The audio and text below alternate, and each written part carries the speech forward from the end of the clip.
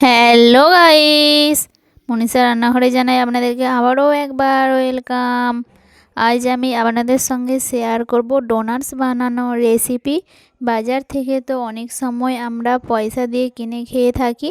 সমস্ত বাচ্চারাই কিন্তু এটা খেতে খুবই পছন্দ করে, এমনকি বাচ্চারা কেন বড়রাও এটা খেতে খুবই পছন্দ করে। তো দেরি কিসের, চলো রেসিপিটা একদম প্রথম থেকে শুরু করা যাক। তার জন্য সবার প্রথমে একটি পাত্রে নিয়ে নেব পরিমাণ মতো ময়দা। এরপর এর মধ্যে অ্যাড করে দেব স্বাদ মতো লবণ। লবণটা অতি অবশ্যই আপনাদের স্বাদ অনুযায়ী ব্যবহার করবেন। আর দিয়ে দেব 2 চামচ চিনি। তারপর দিয়ে দেব 2 চামচ সাদা তেল ও 1 প্যাকেট গুঁড়ো দুধ। আপনারা যদি ডোটা জলের পরিবর্তে দুধ দিয়ে মাখিয়ে থাকেন তাহলে এখানে গুঁড়ো দুধ ব্যবহার করার প্রয়োজন নেই।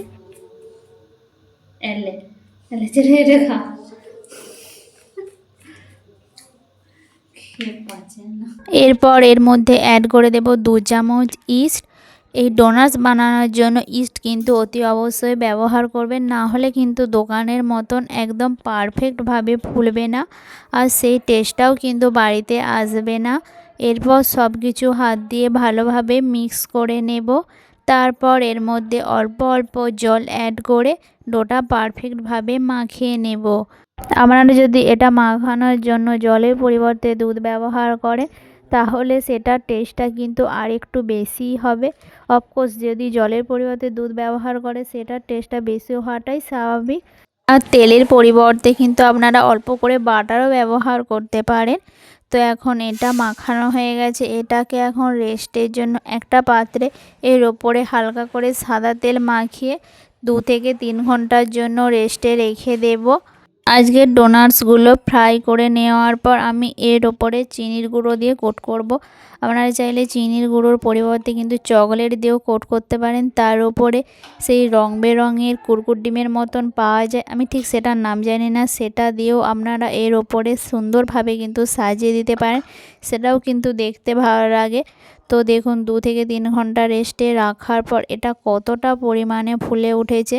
এখন এটাকে পাত্র থেকে বার করে নেব। তারপর হাত দিয়ে আবারও একবার চেপে চেপে মেখে নেওয়ার পর এটা থেকে মিডিয়াম সাইজের লেচি কেটে নেব। আর একটু লেচিগুলো বড়ও নয় কিংবা ছোটও নয়, মিডিয়াম সাইজেরই কাটবো।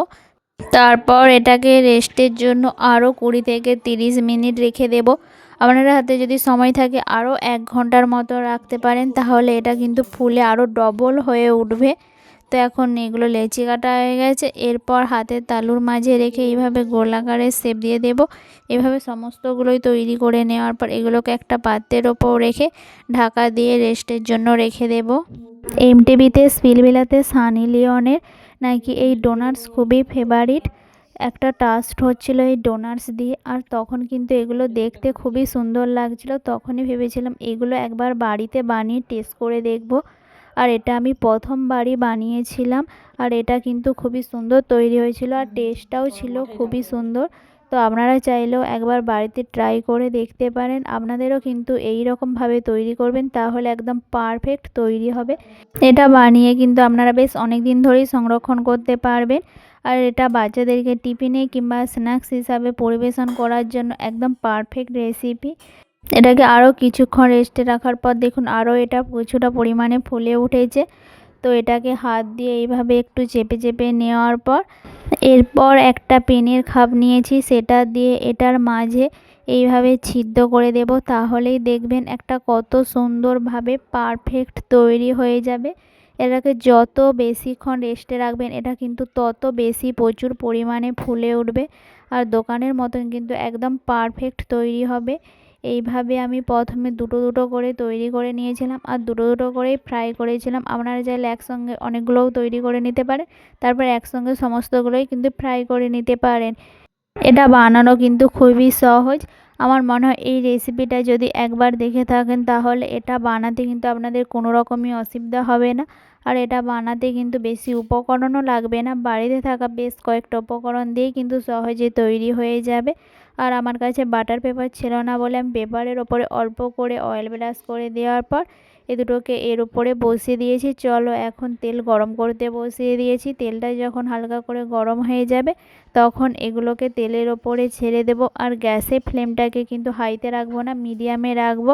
হাই ফ্লেমে করলে কিন্তু উপর দিকটা কালার চলে আসলো, ভিতরটা কিন্তু পারফেক্ট একদম কুক হবে না। দেখুন একদিক কিন্তু সুন্দর কালার চলে আসে, তখন এটাকে উল্টে দেব। আর এটা দেখুন এখনই কতটা প্রচুর পরিমাণে ফুলতে শুরু করেছে। আমার মনে হয় যে ছিদ্রটা একটু কমই আমি করেছি, তার জন্য দেখুন এই ছিদ্রটা কিন্তু ভাজার পর অনেকটাই বন্ধ হয়ে গেছে। তার জন্য নেক্সট ব্যাচে যেগুলো তৈরি করেছিলাম সেগুলোর ছিদ্রটা একটু বড়ই করে দিয়েছি। আর এগুলো কিন্তু একদম পারফেক্ট দোকানের মতো ডোনাস তৈরি হয়ে যাবে।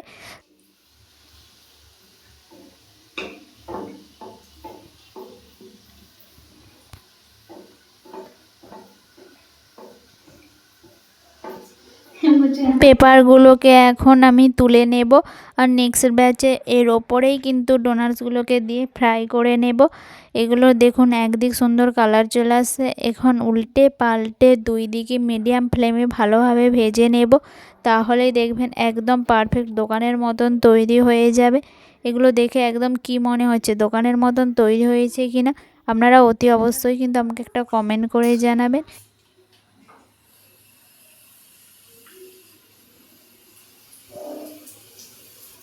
এইখানে আমার সমস্তগুলোই ফ্রাই করা হয়ে গেছে। এখন এগুলোকে চিনির গুঁড়ার মধ্যে কোট করব।